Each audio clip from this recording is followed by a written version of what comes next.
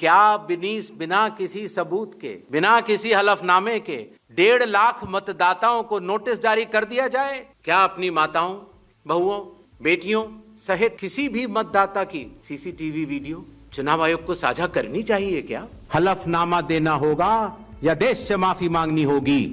The Election Commission held a rare press conference, ironically coinciding with the start of opposition's Voter Adhikar Yatra, aimed to make the battle against vote theft a mass movement in Bihar. At the helm of the Yatra, Congress MP and Lok Sabha LOP Rahul Gandhi, who recently exposed vote theft during the 2024 Lok Sabha elections that gave Narendra Modi-led NDA mandate, warned Chief Election Commissioner Gyanesh Kumar, 2 election commissioners with stern action.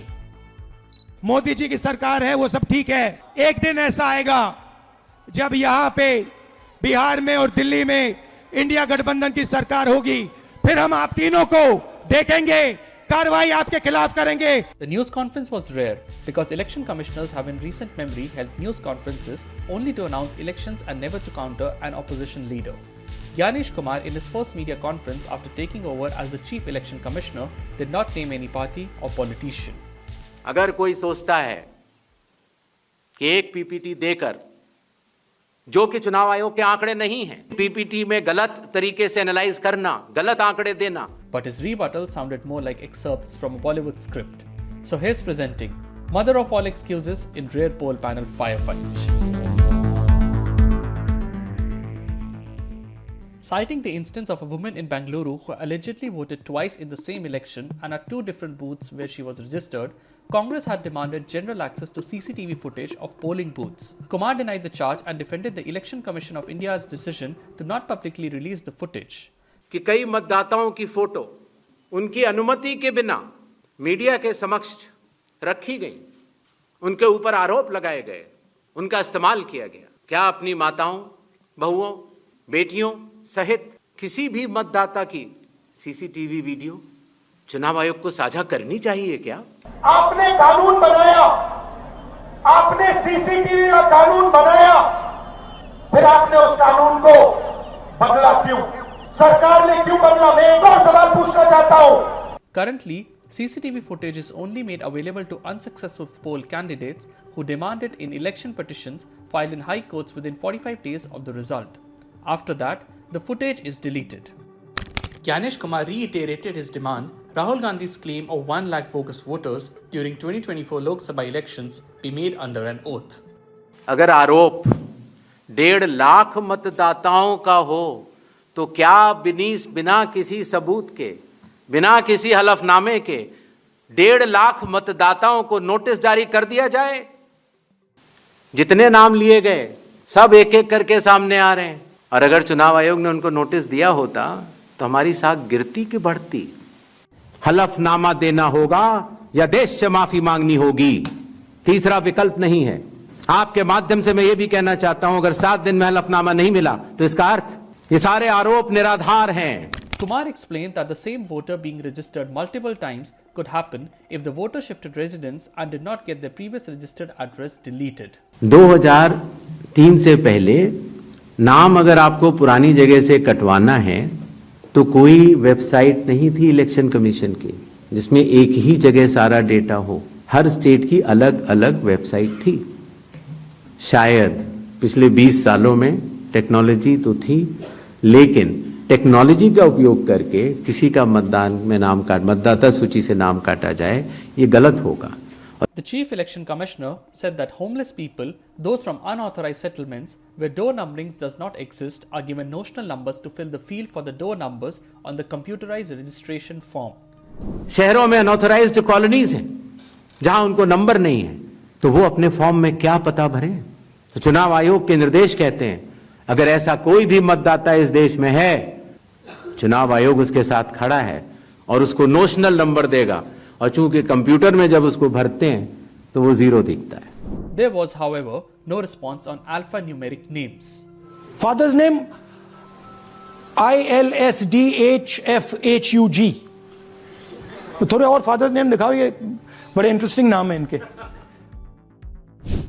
Gyanesh Kumar was asked why Rahul was issued a notice to submit his complaints on oath against each disputed entry on the electoral rolls. But BJP leader Anurag Thakur, who made similar allegations about constituencies of opposition leaders in multiple states, was spared. ये निवेदन करूंगा कि अगर आप निर्वाचक नहीं हैं और अगर आपको शिकायत करनी है चुनाव आयोग के समक्ष, तो आपके पास, मेरे पास, किसी भी सांसद के पास, किसी भी एमएलए के पास और आपके पास भी सिर्फ एक ही विकल्प है, और वो विकल्प है registration of electoral rules, rule 20, sub clause 3, sub clause B, जिसमें कि आपको इलेक्टोरल रजिस्ट्रेशन ऑफिसर के सामने जिस भी कारण से आप बता रहे हैं कि ये गलत है, आप वो एविडेंस प्रोड्यूस करेंगे और आप शपथ लेंगे और आप इस बात को बताएंगे। 1 लाख ऐसे वोटर देश को दिखा दिए और इलेक्शन कमीशन क्या देता है? इलेक्शन कमीशन मुझे कहता है आप एफिडेविट दीजिए, मुझसे एफिडेविट मांगता है, मगर जब हनुमान ठाकुर वही बात कहता है जो मैं कह रहा हूं, उससे एफिडेविट नहीं मांगता है। On Rahul Gandhi's demand for machine-readable voter list, Gyanish Kumar said the list was available on Election Commission's website and can be looked up by entering the EPIC number, which is a 10-digit unique identification number for every registered voter. माननीय supreme court 2019 में ही कह चुका है कि यह मतदाता की निजता का हनन हो सकता है। Voter privacy can be breached. The 90-minute press conference also recorded Kumar's evasive answers to key questions. मूल निवास प्रमाण पत्र के लिए एक होड़ मची हुई है बनाने की, आधार से ही बन रहा है वो भी, तो उन लोगों के लिए मुश्किल ही हो रहा है कि जो 15 दिन का अब समय बचा है उसमें भी अगर वो मूल निवास प्रमाण पत्र या इस तरह कोई सर्टिफिकेट नहीं बनवा पाते और एक बड़ी आबादी ऐसी रह जाती है जिसकी सत्यता नहीं होती, तो उनके लिए आप लोग क्या करेंगे? 7.24 crore electors forms were received as of 1st August. So how many of these submitted documents along with that? And now that 15 days are over, how many more documents have been made for these electors? What is the basis on which BLO will recommend or not recommend if the documents have not been submitted? इस construct में जो decentralise construct है, इसमें booth level officer ने जब किसी मतदाता से डॉक्यूमेंट्स लिए या उसने दिए तो कितने डॉक्यूमेंट्स लिए, क्या उसको रिकमेंड किया या नहीं किया, ये सारा विषय अभी भी एसडीएम स्तर पर विचाराधीन है, जिसका निर्णय 30 सितंबर तक आएगा। Do you think, given the kind of criticism SIR has drawn, maybe there should have been a wider consultation with political parties before embarking on such a massive exercise? Gyanesh Kumar ji की बात को सुन के लगा कि उनका नाम दरअसल अज्ञानेश कुमार होना चाहिए। अज्ञानता की बातें की उन्होंने। या तो वो मूर्ख हैं या जानबूझ के मूर्ख बन रहे हैं। This is ludicrous. It is not the job of the Chief Election Commissioners to attack the opposition.